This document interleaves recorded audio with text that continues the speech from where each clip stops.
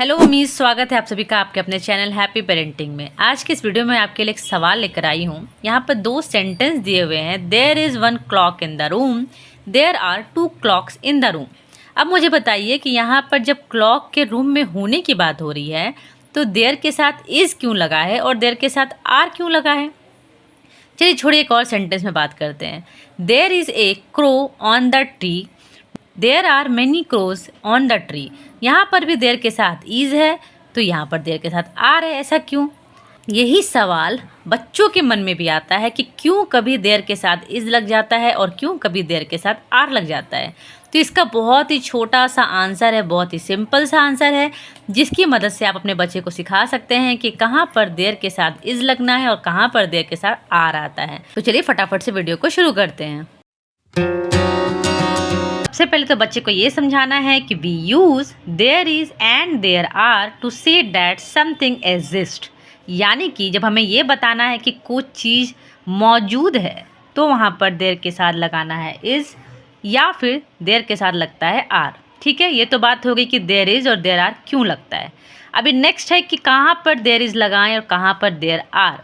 Use there is for singular, यानी कि जब हम किसी एक चीज़ के बारे में बात कर रहे हैं तो वहाँ पर लगेगा क्या, देयर इज़। ठीक है, तो सिंगुलर फॉर्म के लिए यानी कि जब सिंगुलर चीज़ की बात कर रहे हैं तो लगेगा there is. We use there are for plural number, यानी कि जब एक से ज़्यादा चीज़ों के बारे में बात हो रही है तब हमें लगाना है क्या, देयर के साथ आर लगाना है। ठीक है, तो सिंपल है। देयर के साथ इज़ कब लगेगा, जब सिंगुलर यानी कि एक चीज़ की बात हो रही है, और देयर के साथ आर कब लगेगा, जब प्लूरल यानी कि जब एक से ज़्यादा चीज़ों के बारे में बात हो रही है। ठीक है, तो पहले समझाना है कि देयर इज़ और देयर आर क्यों लगता है। जब हम बात करते हैं कि कोई चीज़ एग्जिस्ट कर रही है, कोई चीज़ मौजूद है, तब हम लगाएंगे देयर इज़ और देयर आर। इज़ कहाँ लगेगा देयर के साथ, जब सिंगुलर की बात हो रही है, और आर कहाँ लगेगा, जब प्लूरल फॉर्म की बात हो रही है।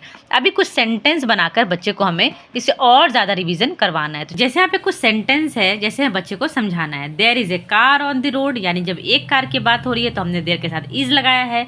देयर इज़ ए बटरफ्लाई, यहाँ पर एक बटरफ्लाई की बात हो रही है तो यहाँ पे भी देयर के साथ इज़ लगा है। लेकिन देयर इज़ ए ग्रेप्स सही होगा या देयर आर सम ग्रेप्स सही होगा, ये बताइए।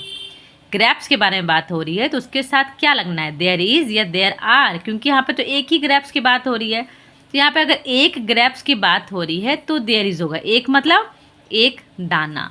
बट अगर पूरा कंप्लीट गुच्छा है, मतलब एक से ज़्यादा दाने हैं ग्रेप्स के, तो वहाँ पे हमने क्या लगाना है, देयर आर सम ग्रैप्स। ठीक है, क्यों ऐसा लगा, क्योंकि ये गुच्छा है, एक से ज़्यादा ग्रैप्स इसमें मौजूद है, इसलिए हमने देयर के साथ क्या लगाया है, आर लगाया है। जैसे यहाँ पर है देयर आर मैनी फ्लावर्स, यानी कि यहाँ पर बहुत सारे फूल हैं, तो हमने देयर के साथ क्या लगाया है, are. There are two boys, यहाँ पे पहले ही बता दिया गया है कि दो लड़के हैं, यानी कि एक से ज़्यादा लड़के हैं, तो देयर के साथ क्या लगेगा, आर लगेगा। तो इस तरह से आप सेंटेंस बना के बच्चों को पहले क्लियर करवाएंगे।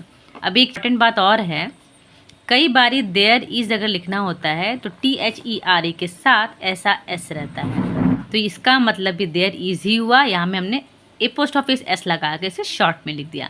तो ये भी बच्चे को साथ ही साथ बताना है। अब हमें बच्चे को रिवीजन करवाना है। रिवीजन कैसे कराएंगे, तो इस तरीके से आपको ना कुछ कुछ सेंटेंस बना लेने हैं। जैसे फिर in the blanks with is और आर, यानी कि देयर के साथ कहाँ पर इज़ लगेगा और कहाँ पे आर। तो जैसे मैंने यहाँ पे लिखा है there dash 5 pears in the basket, तो चूँकि यहाँ पे काउंट ऑलरेडी बता दिया गया है, 5 पेयर्स है, तो 5 मतलब क्या हो गया, एक से ज़्यादा, तो यहाँ पे सिंपली क्या लगेगा, आर लगेगा, यानी कि there are 5 pears in the basket. अभी आप यहाँ पे ड्राइंग भी बना सकते हैं। जैसे बास्केट बना लिया मैंने, उसमें मैंने ऐसे बता दिया कि देखो 5 पेयर्स हैं, तो बच्चा ड्राइंग देख के भी समझ जाएगा। अदरवाइज आप बच्चे को समझा सकते हैं कि देखो यहाँ पे काउंट दिया गया है ऑलरेडी, तो आर लगेगा। जैसे यहाँ पे नेक्स्ट सेंटेंस है there dash a car in the garage, यानी कि यहाँ पर एक कार बता दिया है कि एक कार की बात हो रही है, कहाँ पर, गैरेज में है, तो देयर के साथ क्या लगेगा, सिंगुलर फॉर्म यानी कि is. There dash some books on the table, चूँकि सम बुक्स कहा गया है तो यहाँ पर क्या होगा, आर। सम मतलब क्या होगा, एक से ज़्यादा बुक्स, तो there are some books on the table. Next है there dash a telephone in the room, एक टेलीफोन है, तो यहाँ पे देयर के साथ क्या लगेगा, सिंगुलर फॉर्म यानी कि is. There dash 2 glasses on the table. 2 glass की बात हो रही, एक से ज़्यादा है तो देयर के साथ क्या लगेगा, आर लगेगा। किसे बच्चा आपका समझ कर देयर के साथ कहाँ इज लगेगा और कहाँ आर लगेगा अच्छे से सीख जाएगा। तो देखा आपने कितना आसान था बच्चे को देयर इज और देयर आर समझाना। अगर अभी तक आप इस वीडियो में बने हुए तो डेफिनेटली आपको वीडियो अच्छा लगा होगा। तो प्लीज़ प्लीज़ प्लीज़ हमें सपोर्ट करने के लिए हमारे वीडियोस को लाइक करें, शेयर करें और हमारे चैनल हैप्पी पेरेंटिंग को सब्सक्राइब करना बिल्कुल भूलिएगा।